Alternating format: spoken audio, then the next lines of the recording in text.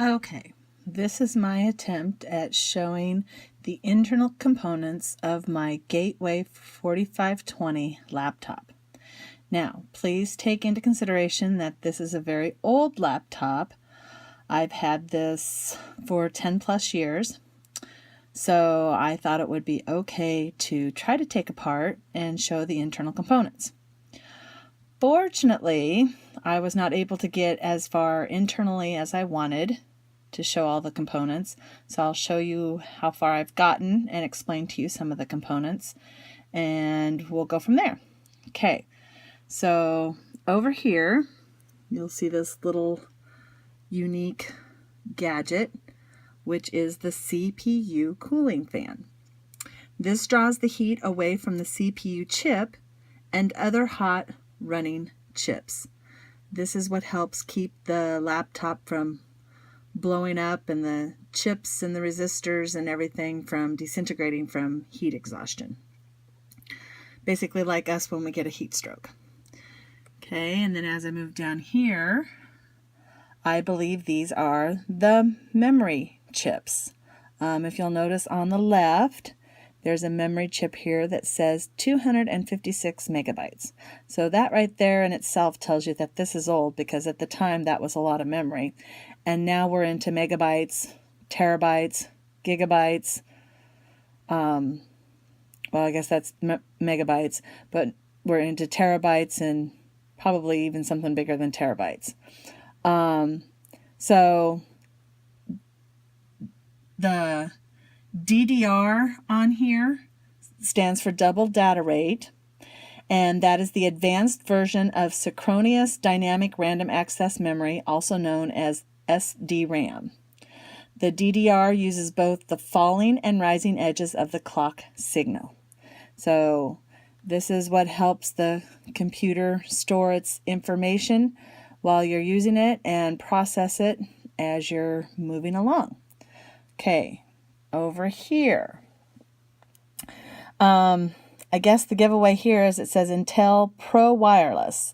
So this would be our wireless network connection. This is so that you can hook up to the internet via a router and be able to use the internet without having to be plugged into anything. And I didn't take the sticker off to see because I didn't want to damage anything. As I move over to this way, this I believe is the hard drive. And when I say hard drive, I mean hard drive. I tried to get into it, so they call it a hard drive for one reason. It's hard to get to. No, just kidding. Hard drive is the main memory, main processing place for the information that stores all the files and everything for the computer. Then you have your DVD drive, which is up here. And hold on, I'm going to tilt you to the side, off to the side.